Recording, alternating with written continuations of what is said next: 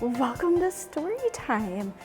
Today's theme is silly or creepy vegetables. So all the books have vegetables in them. And our first story is called Little Pea.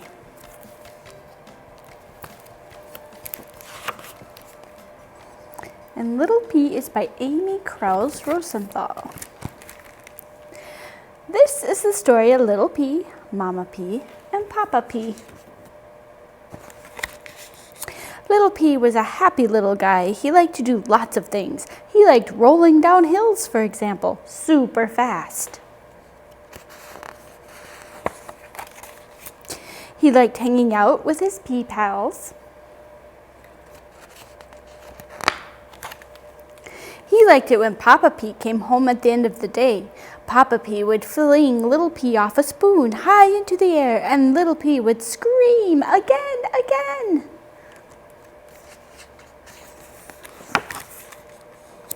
At bedtime, Little Pea very much liked snuggling with Mama Pea and hearing stories about what Mama Pea was like when she was a little pea.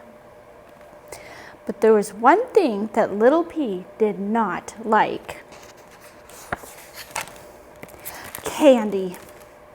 That's why you have to eat for dinner every night when you're a pea. Candy, candy, candy. Monday, red candy. Tuesday, orange candy. Wednesday, yellow candy. Thursday, purple and pink polka dotted candy. Friday, striped candy. Saturday, swirly candy. Sunday, rainbow candy. Little Pea hated all of it.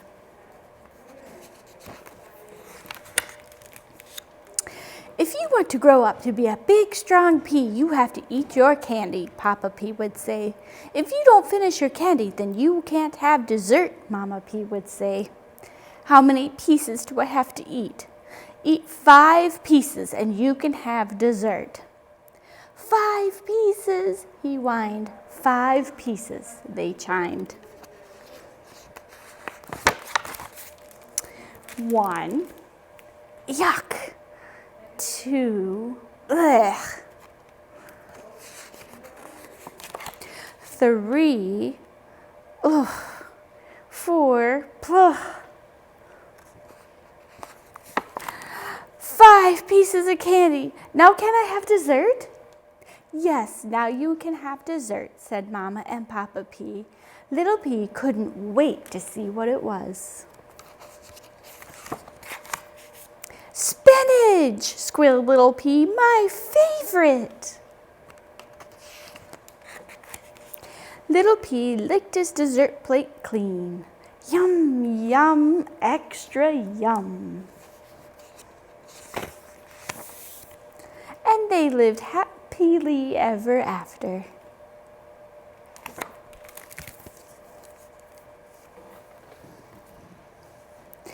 Our next story is about a turnip by Jan Brett, and it's called The Turnip. Badger Girl was weeding the vegetable patch when she saw something strange growing in the garden. And look at the little pictures on the side panels to see what's going to happen next. It was the biggest turnip she had ever seen. "Turnip soup, turnip pie," Badger Girl said. "How delicious." One autumn morning, the air turned chilly. It was time to pick the vegetables and pull up the giant turnip. But when Badger Girl got to the giant turnip, she could not pull it up. "Let me help," Badger Boy offered. "Hang on to me and my strong arms will pull it right out." They tugged and tugged, but the turnip stayed in place. "Children," Mother Badger called, "I can wrench that turnip out with a twist and a snap. Watch and learn." But the turnip remained fully rooted.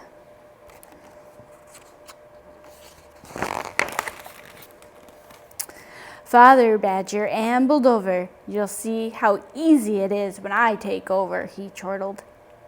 Nothing happened.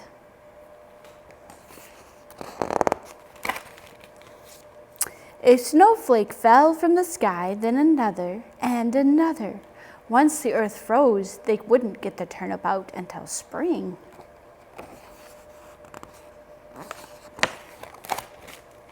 Hedgie was fond of roasted turnip. I know what to do, he said. I'll stick my prickles in the turnip and we'll all hold hands and give it a heave-ho. But the turnip didn't heave or ho.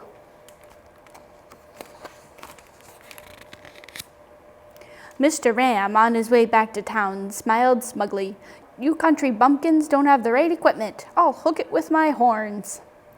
Pull, pull, pull. The turnip didn't budge. Vanya, the horse, stopped by.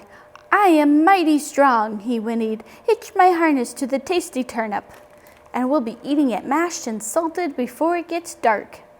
The harness jangled, but it was all settled. The giant turnip was still in the ground. A cocky little rooster had been watching all along. He had just had close call with a cooking pot and was looking for a new place to live. The rooster strutted over. Make room, he crowed. He took the turnip top by his beak and pulled. Down in their winter den, the bears found a giant turnip in their bed. Up, up, and away, they shouted. The turnip flew out of the ground with the rooster riding high.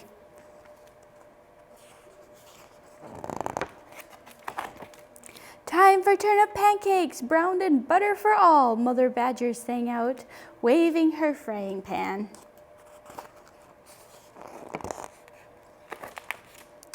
Badger Girl put on her best yellowed chair for Rooster. Soon the sizzling, crispy turnip pancakes were ready. Rooster, you are invited to stay with us as long as you wish, Father Badger announced. After all, when we would ever meet such a useful fellow again. Did Rooster really pull the turnip out? What do you think? Do you have a vegetable that maybe you don't like, or maybe one that you've never tried, but you're just scared to try it? Well, this little girl has a problem with tomatoes. And this is called I Will Never, Not Ever Eat a Tomato by Lauren Child. I have this little sister, Lola. She is small and very funny. Sometimes I have to keep an eye on her. Sometimes Mom and Dad ask me to give Lola her dinner. This is difficult because she is a very fussy eater. Lola won't eat carrots. Of course, she says, carrots are for rabbits. I say, what about peas? Lola says, peas are too small and too green. One day, I played a good trick on her. Lola was sitting at the table waiting for her dinner, and she said, I do not eat peas or carrots or potatoes or mushrooms or spaghetti or eggs or sausages.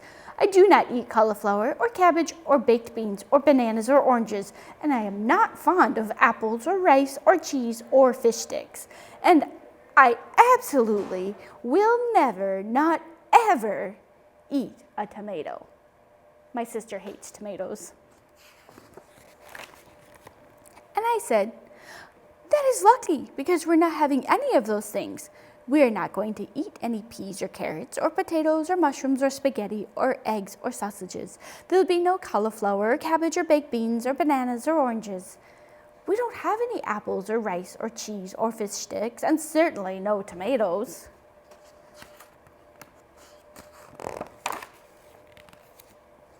Lola looked at the table.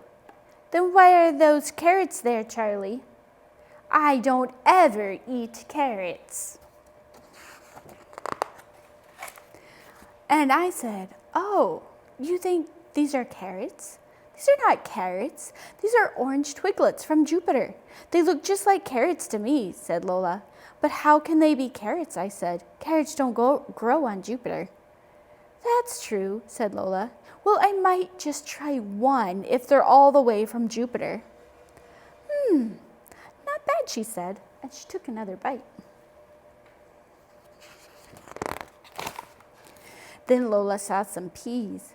I don't eat peas, said Lola. I said, these are not peas.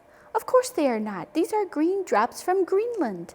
They are made out of green and fall from the sky. But I don't eat green things, Lola said. Oh, goody, I said. I'll have your share. Green drops are so incredibly rare. Well, maybe I'll nibble just one or two.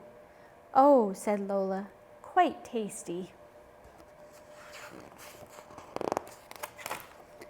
Next, Lola saw the potato. I will not eat potato, so don't even try, not even mashed. Oh, this isn't mashed potato. People often think that, but no, this is cloud fluff from the pointiest peak of Mount Fiji. Oh, said Lola, in that case, a large helping for me. I love to eat cloud. Charlie, she said, those look like fish sticks to me, and I would never eat a fish stick. I know that. These are not fish sticks. These are ocean nibbles from the supermarket under the sea. Mermaids eat them all the time. Oh, I went to that market one time with Mom. Yes, I know the ones. I think I've had them before, Lola said, gobbling. Are there any more? And then she said, Charlie, will you pass me one of those? And I said, what? One of those? And Lola said, yes, Charlie, one of those. And I couldn't believe my eyes because guess what she was pointing at? The tomatoes. And I said, are you sure? Really? One of these? And she said, yes, of course, moon squirters are my favorite. You didn't think they were tomatoes, did you, Charlie?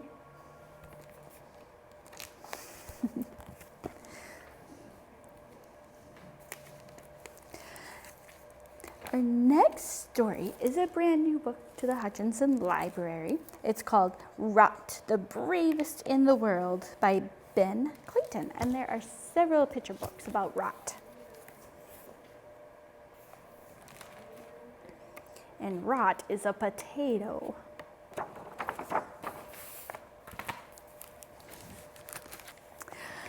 These are mutant potatoes. They love mud. Cannonball! They play games in it. Got you, you're it. Scoop, splatch. They eat it. I say, marvelous muck. Indubitably. They even sleep in it. So when Rot sees the most magnificent, massive, and messy mud pit ever, he can't wait to plunge in. But before he can, Rot's big brother, Snot, shouts, watch out! Huh? Watch out for what? Whew, that was close call. I thought I saw the squirm. The squirm? Yep, it lives deep down in the mushy muck.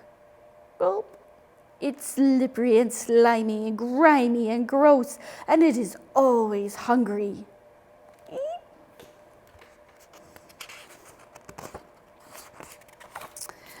But I'm sure this mud is probably, maybe, possibly safe and squirm-free.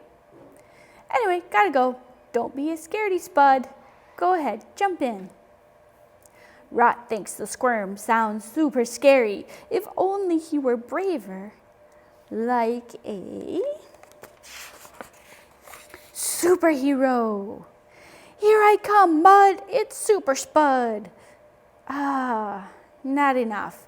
Rut is still one petrified potato. Yum. But maybe if he were a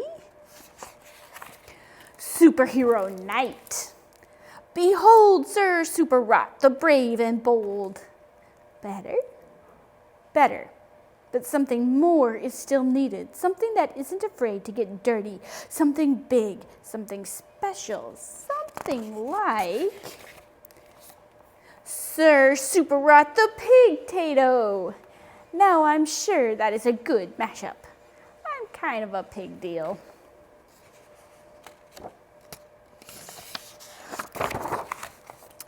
Rat, that outfit is ridiculous. You look super silly. You should really take a look in the mirror. Rat takes a look in the mirror. He does look ridiculous. Ridiculously awesome and brave. He looks like the bravest in the world. You're one smashing spud. You've got this. I'm rooting for you. Rat marches up to the mud. He puts his brave face on. He's going in. You better squirm. But wait, something is moving in the muck. It's slip, slime. Not the squirm. Hello, I'm Worm. I'm Rot. Nice to meet you. Likewise. Wait a minute. Squirm? Worm? Snot was making it up. What's a squirm? Snot thought he had made it up too. Wah ha ha ha ha, snort. That marvelous mud is all mine now. I can't believe Rat fell for that. There's no such thing as the squirm. Roar! I'm the squirm and I'm hungry. Save me, Rat. Never fear, I'm already here, and so is my trusty sidekick Worm. Ha ha, very funny. Of course, I wasn't scared of all. Ha ha ha, that was awesome. If you thought that was awesome, you should see this. Cannonball! Mud between our toes, mud in our noses. Mud is great wherever it goes.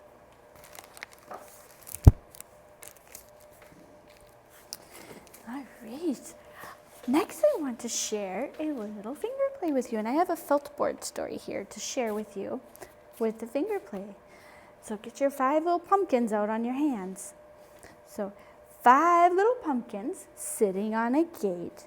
The first one said, "Oh my, it's getting late." The second one said, "There are witches in the air." The third one said, "But we don't care." The fourth one said, "Let's run and run and run." And the fifth one said, "I'm ready for some fun." Woo went the wind and out went the lights. And the 5 little pumpkins rolled out of sight. And see if you can practice that one and remember it. And I'll share it again next week, and then we can do it together.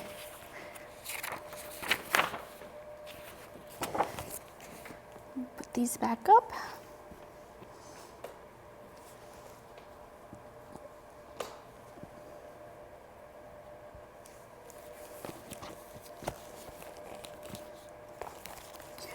All right, so my next story is called Zombies Don't Eat Veggies by Megan Lacera and George Lacera.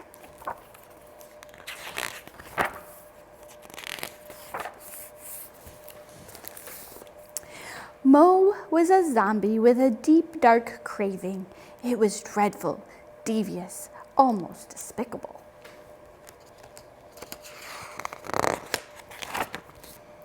Mo loved to eat vegetables. He grew all kinds of veggies in his hidden garden, and then in his secret kitchen, he crafted celery, tomatoes, and carrots into delicioso meals that he devoured with delight.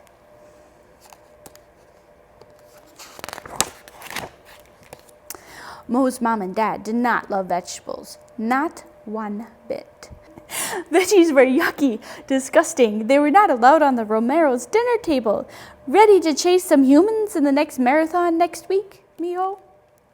Zombies were supposed to eat zombie cuisine, like brain cake, brain stew, and brain and bean tortillas. Most parents insisted that their niño eat only zombie food. Finger foods, mi amor. Gracias, I'm not hungry. Mo tried to convince his mom and dad to give peas a chance. He sneaked in vegetables wherever he could. Head of lettuce. But Mo's attempts were fruitless. His parents wanted him to accept who he was, a zombie, and zombies don't eat veggies. Mo knew he did not like zombie cuisine, and he couldn't imagine letting go of spinach or cucumbers or kale forever. If zombies are only supposed to eat zombie cuisine, Mo started to wonder if maybe he wasn't a zombie after all. Day after day, Mo wondered how he could make his parents understand his love of veggies. His tomatoes were tantalizing, his cucumbers crispy. Add onions, some garlic, the peppers perfection, a touch of cilantro, and gazpacho. Holy aioli, Mo had an idea, his best one yet.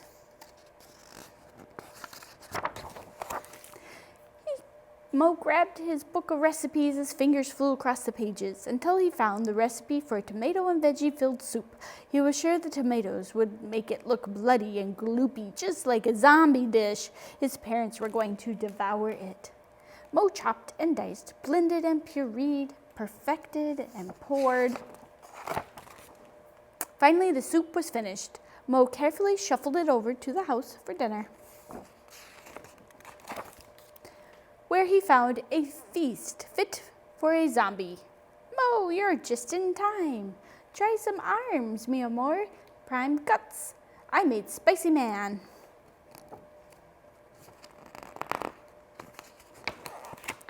I made something for you to try too, called blood bile bisque. Bon appetit. Gave it 5 brains. Smells strange. Looks delightful. Must be delicioso. They dug in. Mo closed his eyes and sucked in his breath. This was it. They'd savor the soup. They'd ask for mas.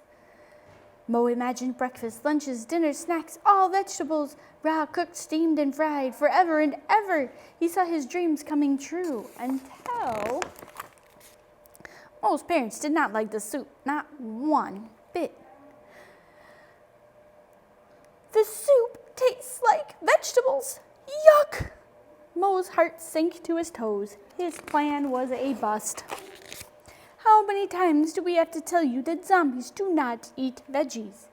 Maybe other zombies don't eat vegetables, but I do, Mom and Dad. I'm different. But I'm still me. Marcelo Romero, your niño, your Mo. Mo reminded his parents that he liked chasing humans as they ran in marathons. And he promised he'd always cheer for Dad during championship brain-eating contests. He also loved doing the zombie shuffle under the moonlight with Mom. He was a zombie, a Romero. He just liked to eat vegetables.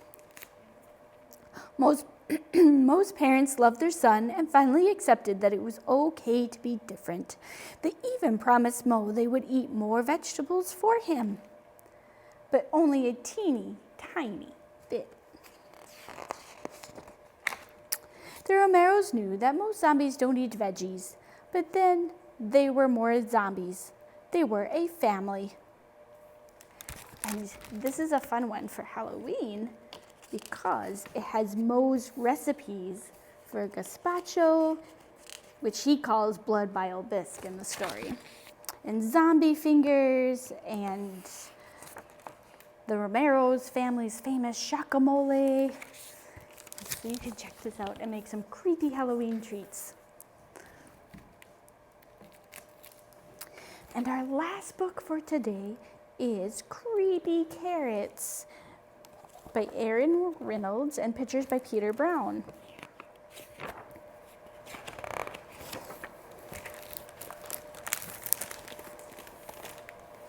Jasper Rabbit had a passion for carrots, and the carrots that grew in Crackenhopper Field were the best, fat, crisp, and free for the taking. He pulled some for a morning snack on the way to school. He yanked out a few on his way to Little League practice. He ripped them up from the ground on his way home at night. Jasper couldn't get enough of the carrots. Until they started following him.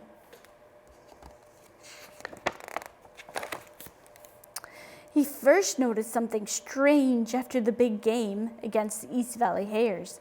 Jasper was about to help himself to a victory snack when he heard it, the soft, sinister tunk, tunk, tunk of carrots creeping. He turned, but there was nothing there. Just my imagination, he thought, but he hopped a little faster. That night, he was brushing his teeth. There they were! Jasper whipped around, but nothing. He laughed at himself and picked his toothbrush up off the floor and went to bed, quickly. The next morning, he approached Crackenhopper Field slowly. He reached for 2 wild carrots. Nothing happened. He bit into one. Nothing happened. Whew, creepy carrots. It was ridiculous. But when he arrived home that evening, "Mom, creepy carrots!" Jasper screamed, "in the shed!" His mom opened the door slowly. There weren't any carrots, not even the regular kind. "There are no such things as creepy carrots," Mom said, shaking her head. Later that night, as Jasper lay in bed, he heard it. Breathing. Terrible, carroty breathing. And there on his wall, "Creepy carrots!" he shouted. "Dad! Dad!" His dad thumped into his bedroom and threw on the light. They searched under the bed. No creepy carrots. They looked through the closet. No creepy carrots. They opened the dresser drawers. No creepy carrots. "Just a bad dream, son," his dad said, shaking his head. "Now go to sleep." That wasn't going to happen.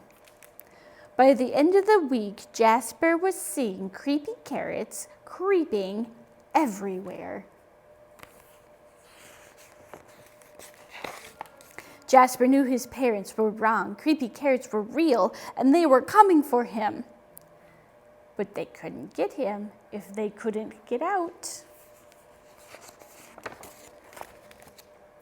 Jasper hatched a plan. First thing on Saturday, he grabbed supplies and headed to the Crackenhopper Field. As the sun finally set across Crackenhopper Field, Jasper smiled. On his way home, there was no tunk, tunk, tunk.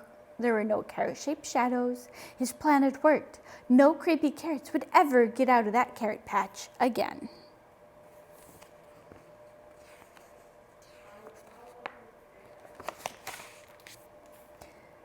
And as the sun finally set, the carrots of Crackenhopper Field cheered. Their creepy plan had worked. They were sure of it. Jasper Rabbit would never get into the carrot patch ever again. That is the end of story time this week. We'll see you again next week. Bye.